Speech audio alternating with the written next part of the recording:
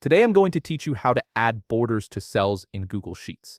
This is a simple yet effective way to organize your spreadsheet data and make it more visually appealing and easier to read.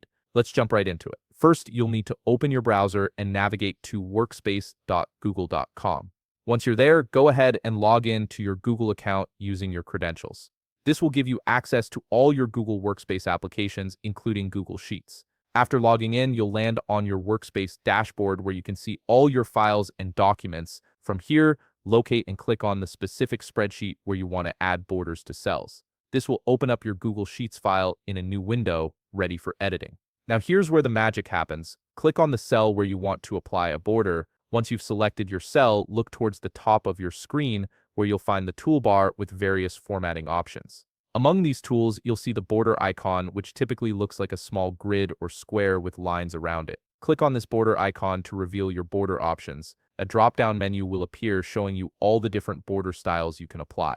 You'll see options like all borders, inner border, horizontal border, vertical border, outer border, left border, top border, right border, and bottom border. Each of these serves a different purpose depending on how you want to structure your spreadsheet. Take a moment to review these options and click on the one that best suits your needs. For instance, if you want to outline just the edges of your cell, you'd select outer border. If you want lines between every cell in a range, all borders would be your go-to choice.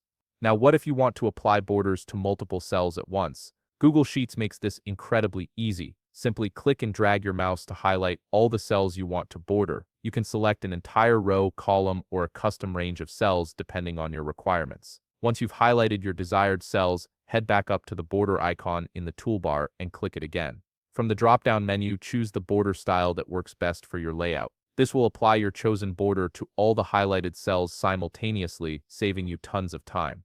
And that's it. You've successfully added borders to cells in Google Sheets, making your data more organized and professional looking. If you found this video helpful, please leave a like, subscribe, and see you in the next video.